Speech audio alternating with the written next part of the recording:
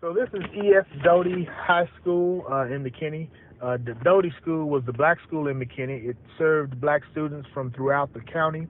The school was originally named Fred Douglass School. The name was changed to Doty to honor Professor Edward Sewell Doty, who lived from 1865 to 1947, and he was a graduate of Prairie View College. He taught in McKinney for 50 years and was principal at Doty. Doty housed all 12 grades, and it was a two-story brick building located on the east side of McKinney at Throckmorton and Seneca Boulevard. It was built by the Works program in 1930s, and I remember it had a gym, a cafeteria, and an auxiliary educational building, which were added later. The school closed in 1966 with the advent of integration, but some of the residents over in the Louisville community had a Head Start program there, and I remember my sister actually attended that Head Start program, and it closed down the year I was actually became eligible, and that was the last time it was ever open before Holy Family organization bought it. And where that, on the left side of the church up there, Throckmorton went straight through there. They actually ended up curving it and taking it all the way around and going out to 380. But it used to end right over there at Center Street, which is basically where I grew up, on Center Street. So basically when you start going down this way, Throckmorton splits, and you have Throckmorton that goes out to 380, and then you have Throckmorton that runs into Center Street and ends right there. First Baptist Church right there. You can turn left right here where this Odes is coming out. And then turn right. Like I told you, they split Throckmorton when I was a kid, but before, Throckmorton ran straight through here. That side of Throckmorton did not exist. These are what we call, these are projects, we call them the Jecks. That's actually where I grew up, over in Louisville, the Louisville Jecks. Used to be a store sitting right here on this corner. Well, Dreon Johnson was a kid I grew up with, but his dad, Reuben Johnson, was principal of an elementary school here in McKinney. And, of course, back in them days, we didn't, he was principal of an elementary school out on the west side of town. And, of course, all the black people lived over here on on the east side of town. So it was very, very strange, very odd. If you go down here to the left, that's going to be Wadley Park. I think Mr. Wadley was one of the first black council members here in McKinney. The funny thing about it is this park has always been here, but that sign was not there until I actually left and came back from college, and my folks had moved from here. Everybody had moved off, and nobody was here. And I was just driving around, just seeing what was left here, and I saw this sign. I was like, Wadley Park. We never knew the name of this park the whole time I was growing up. And those houses over on the other side of the park did not exist. There was nothing over there, actually. There was this, land. This court was not here. This playground was much smaller.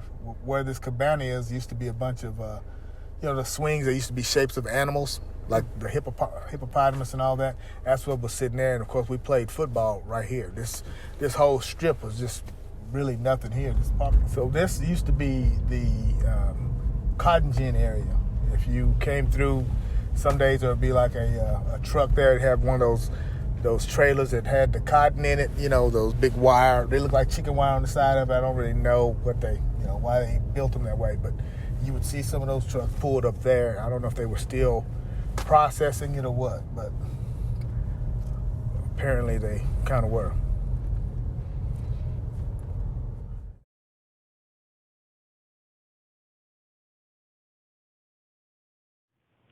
Quakertown, a freedmen's community, was once located in Quakertown Park in Denton, Texas.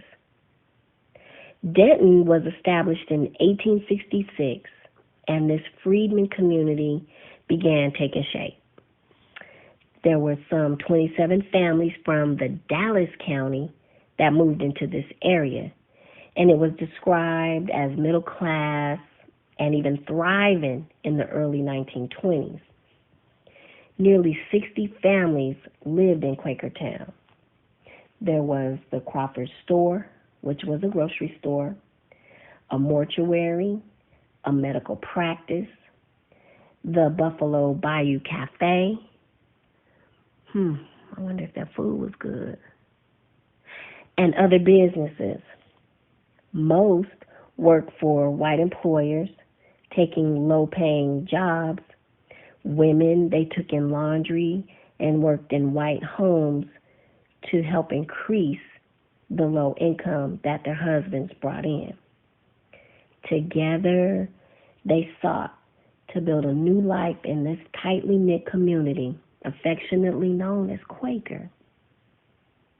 Now, I know education was important, so there was the Frederick Douglass School, one of the earliest buildings in Quakertown. It's recorded to have been chartered on August the 20th, 1876, as the Denton Colored School. The county judge, 2 years later, officially recognized the school and issued funds for the maintenance of the building. Families from across Denton County were eager to get their children into this school because of the opportunity of a good education. And one of the families was Bob and Almeda Jones.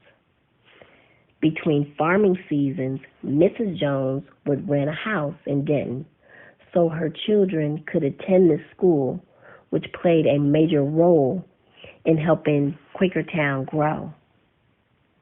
In 1895, the school's attendance was about 168 students, and the only school for blacks in Denton.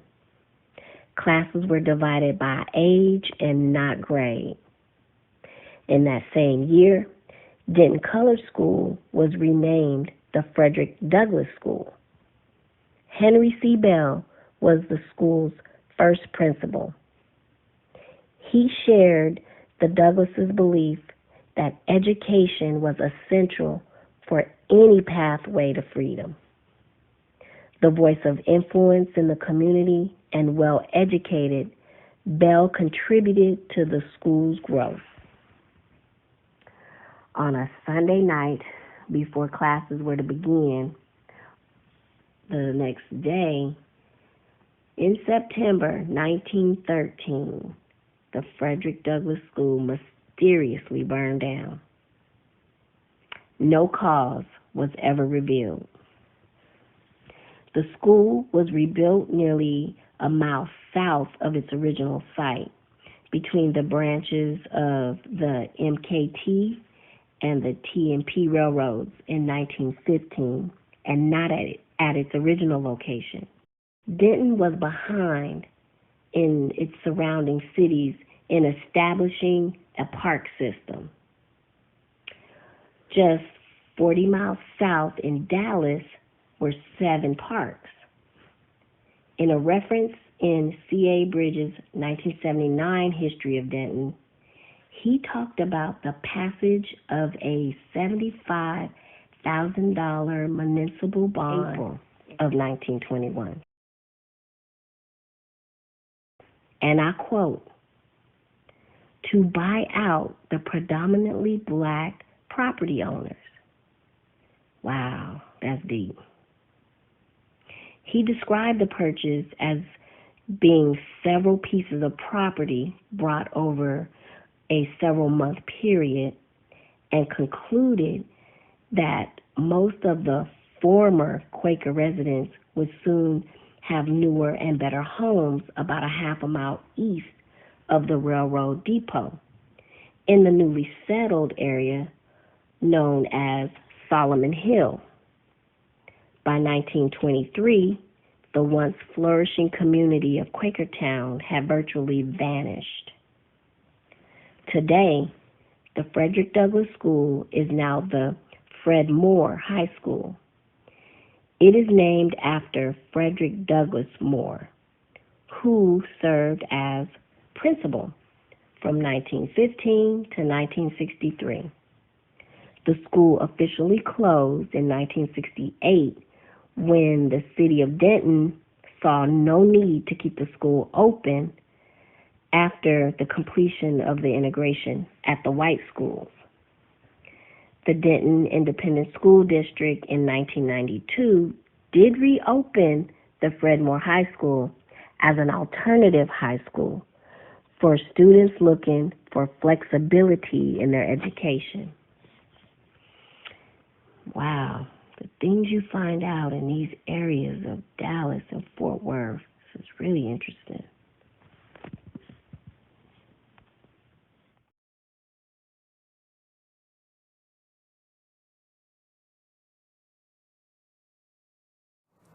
What does Black History Month mean to you?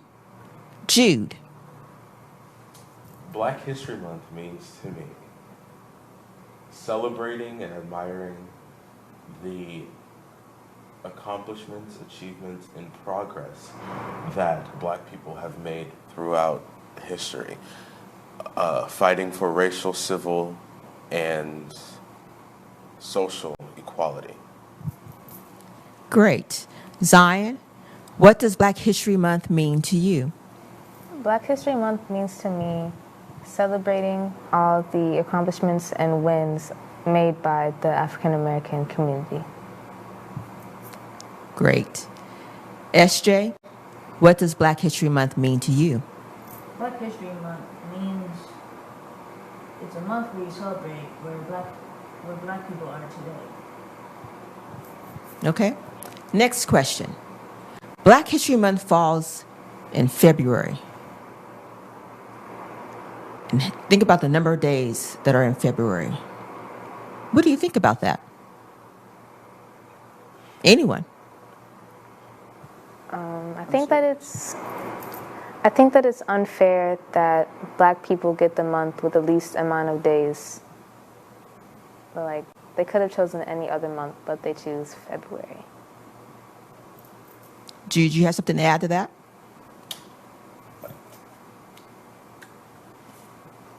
I'm kind of have the same position. I don't know. It's in February, and it's not fair to Black people as a whole, but it's the way that it's the way society has created it. So, oh well. So would you agree that we could celebrate Black history 365 days? Yes, definitely. And why is that? Because it's history. It shouldn't be limited to 1 month. It's not Christmas. It's Black history. It's who we are as a people. Okay.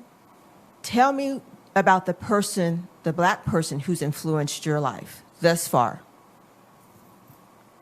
I would like to say my mom, because she really raised me to be who I am today, and probably without her, I wouldn't be here in this church right now.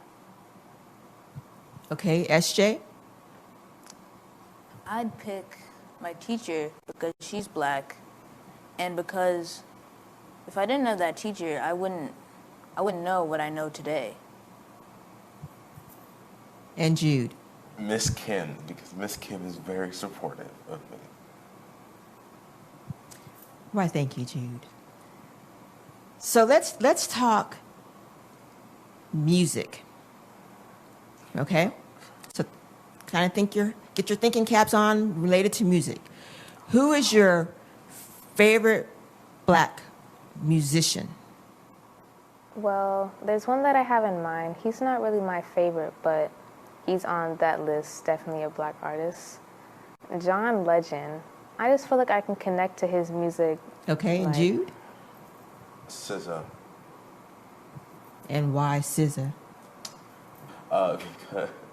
Because her music is very calming, and like I just like to sit and listen sometimes, and it's very like, depending on what you listen to, like her newest album, it's very like soothing to listen to.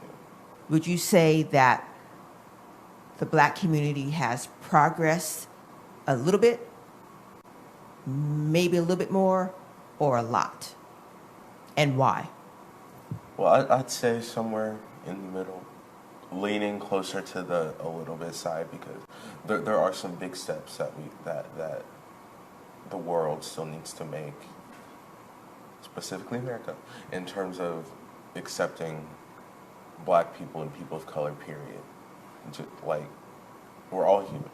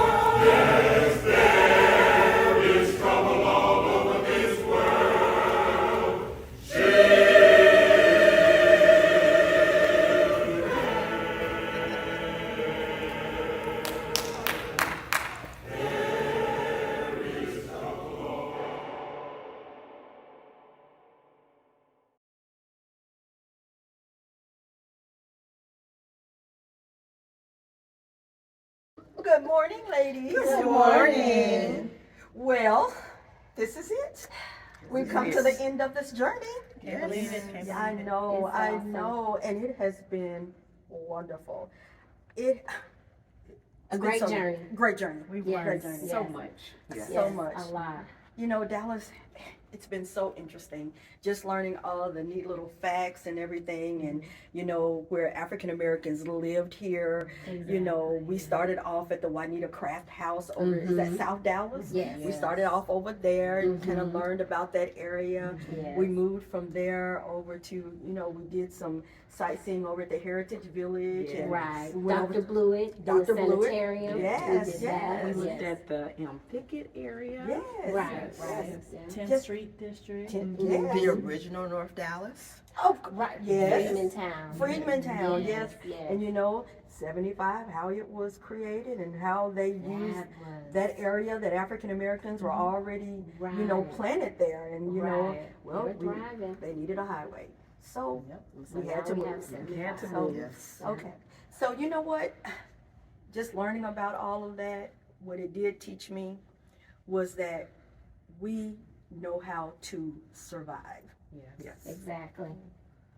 But another thing, I like the sense of community Yes. and family through all of it. Yes. Whether we were displaced and had to move from one location to another, that common denominator was that it was family. It was family. And we stuck together. Yeah. Yes. That's the best part. Yes. Yeah. We thrived on education. Yes. That was huge. We wanted a community that was educated, a community that was full of love, Right. and a community that had faith. Mm-hmm. You know, no matter what, we always had faith, and they always had faith. Mm-hmm. You know, they were removed from areas where they had already settled with their families. Right. And then just to be displaced like that, some not even knowing where they were going.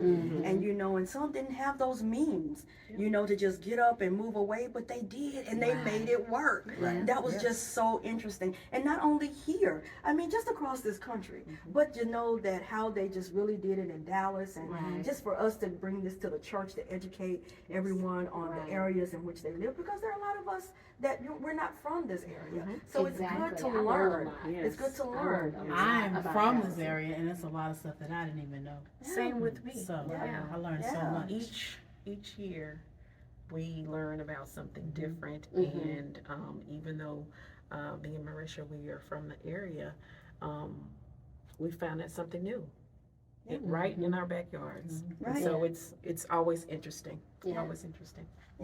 But as African Americans, the one thing that I did see in most of the research that we did, they had a sense of family, Mm-hmm. and what they were always led to the church.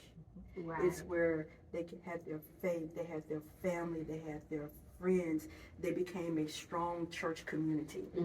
And so that was just so amazing to me. They just never lost hope. They just never lost their faith in God, and it was just it was beautiful. It was beautiful. I can just say that church is the common denominator. It's the thread that binds. Yep. That's a good binds point. us together. It binds us together. Well, ladies, this is it. This is it. Yep. Until the next time. Until the next time. Next time. So Time let's for go to worship. church. Let's go.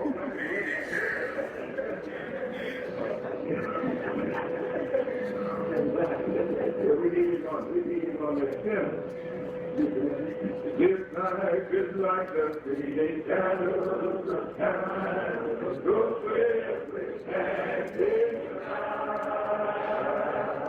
The future is and in the evening, the time, the falling one to rise. They say my days are numbered, God will restore. I fall, I still must have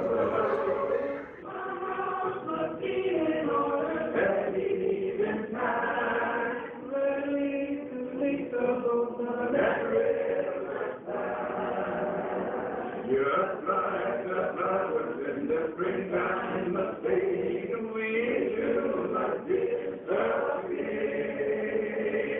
But if our faith in Jesus is firmly stayed, we'll live again somewhere. They say my days are numbered, God will restore. I fall, I still must travel back to I know.